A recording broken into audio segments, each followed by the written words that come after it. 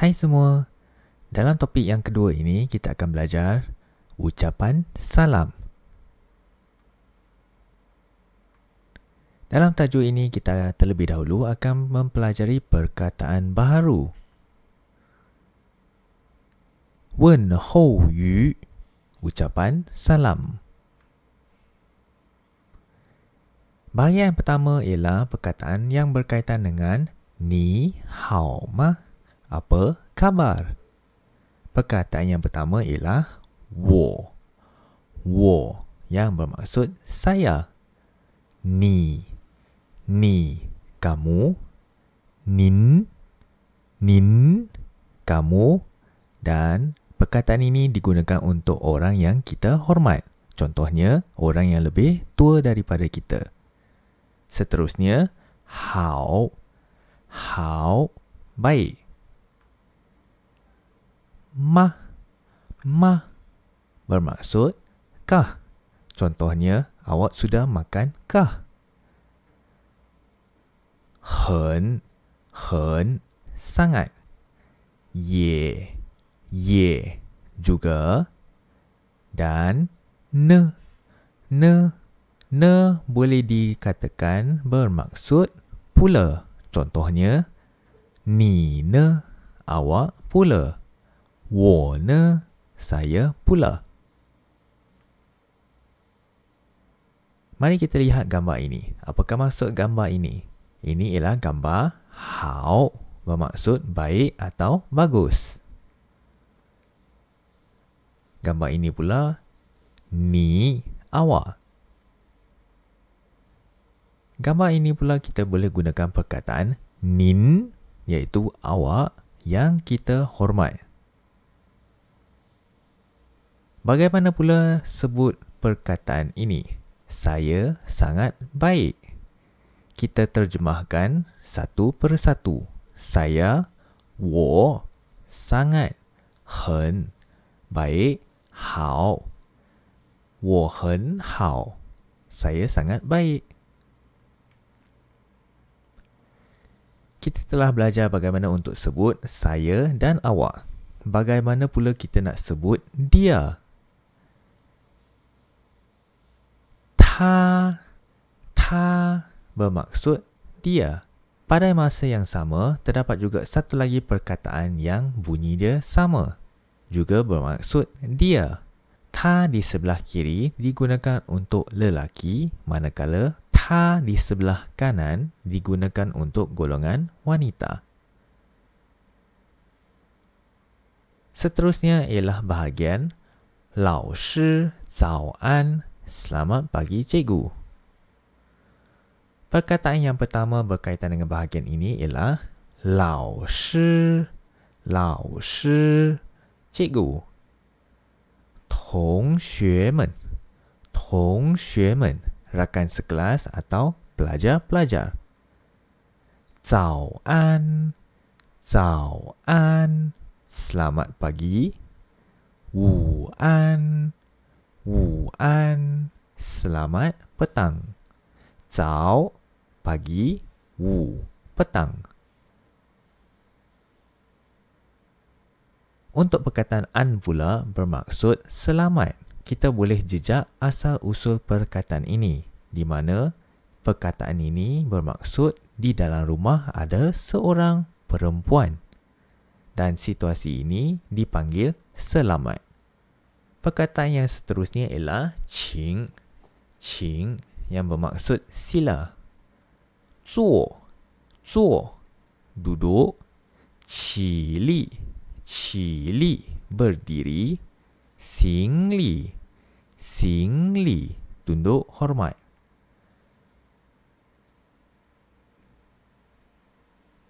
Gambar ini menunjukkan perbuatan duduk. Duduk kita panggil zuo.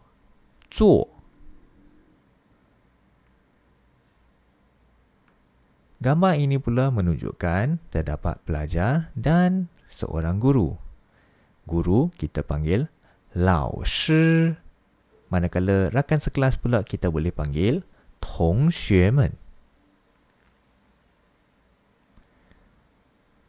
Good morning. selamat pagi. Kita sebut 早安.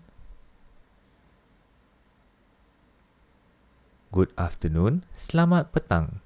Kita sebut 午安. Perbuatan ini pula 行礼. Bahagian yang kedua pula ialah fokus bahasa. Selain daripada perkataan yang kita telah belajar tadi, iaitu 早安, 午安, terdapat juga perkataan yang ketiga, iaitu 晚安 yang menunjukkan waktu malam dan bermaksud selamat malam. 早安 bermaksud selamat pagi. Tetapi selain daripada cara sebutan ini, anda juga boleh gunakan 早上好 atau 上午好. Apakah perbezaannya? Perbezaannya ialah satu kita boleh gunakan dalam situasi yang formal, manakala satu lagi ialah situasi informal. Kita lihat pula perkataan variasi untuk 午安. Terdapat 中午好 iaitu selamat tengah hari. 下午好 selamat petang. Dan untuk malam pula kita boleh gunakan variasi 晚上好. Dan jika anda perhatikan terdapat perkataan 好 di belakang setiap variasi perkataan yang kita belajar tadi. 好 bermaksud baik. Contohnya untuk gambar ini, good afternoon, selamat petang. Anda boleh sebut 下午好 atau 午安. Kedua-duanya bermaksud selamat petang. Akan tetapi anda perlu berhati-hati jika ianya menunjukkan tengah hari.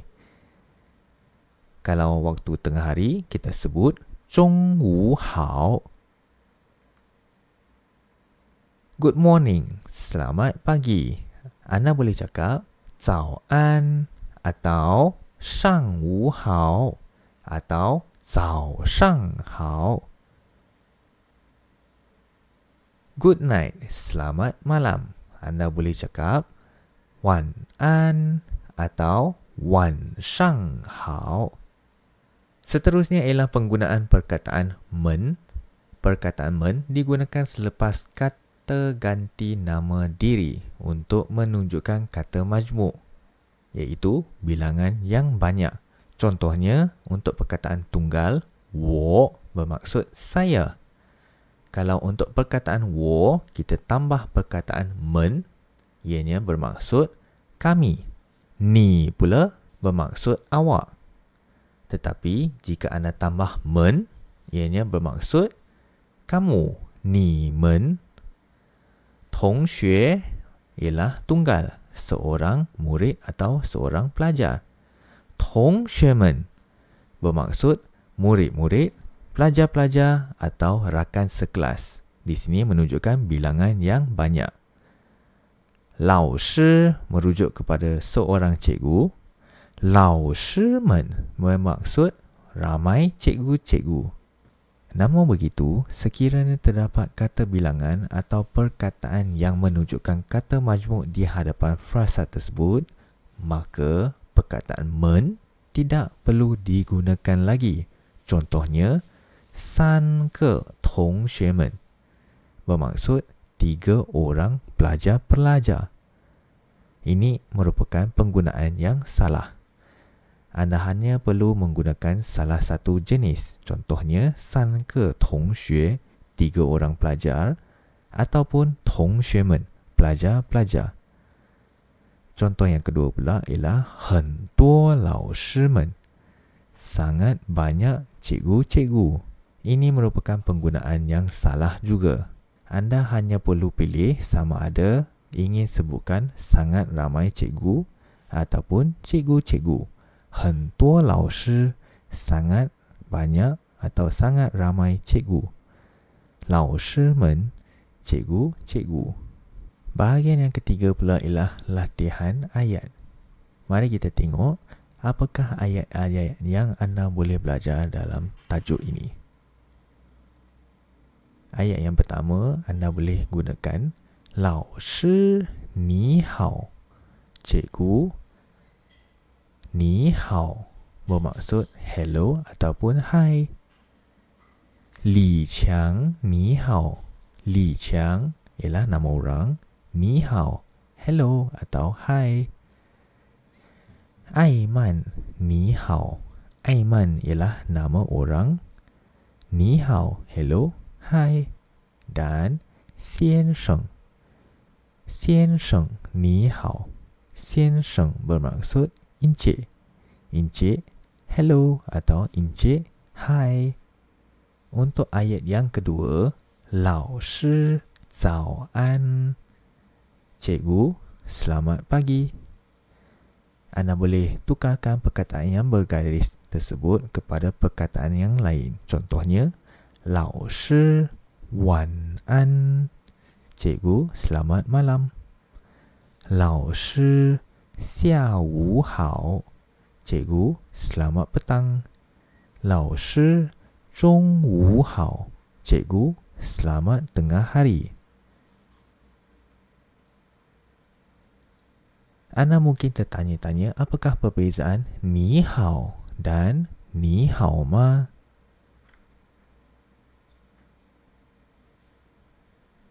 Penggunaan frasa ni hao bermaksud salam sejahtera dan bukannya kamu baik. Dalam erti kata yang lain, ni hao bermaksud hello atau hi. Apabila orang lain mengucapkan ni hao kepada anda, anda perlu jawab ni hao semula kepada dia dan bukannya wo hao. Ayat yang ketiga pula ialah situasi di mana orang bertanya kepada anda ni hao ma. Ni hao ma bermaksud apa khabar? Cara untuk jawab pula ialah wo hen hao. Ni ne? Perkataan kata ganti diri di sini anda boleh tukarkan kepada perkataan-perkataan lain. Contohnya, ta hao ma, dia baik ke? Ta hen hao, ni ne, dia sangat baik. Awak pula, nin hao ma, awak baik ke? Wo hen hao, ni ne, saya sangat baik. Awak pula. Dan contoh yang ketiga pula ialah tamen. Tamen hao ma, mereka baik ke? Tamen hen hao, ni ne, mereka sangat baik. Awak pula. Itu sahaja isi kandungan untuk topik yang kedua. Dalam topik ini anda telah belajar bagaimana untuk sebut saya, awak dan dia. Selain itu anda juga telah belajar bagaimana untuk bertanyakan khabar. Anda boleh cuba berlatih ayat-ayat tadi dengan rakan-rakan anda. Jangan lupa untuk like, subscribe dan share. Kita akan jumpa pada video yang akan datang.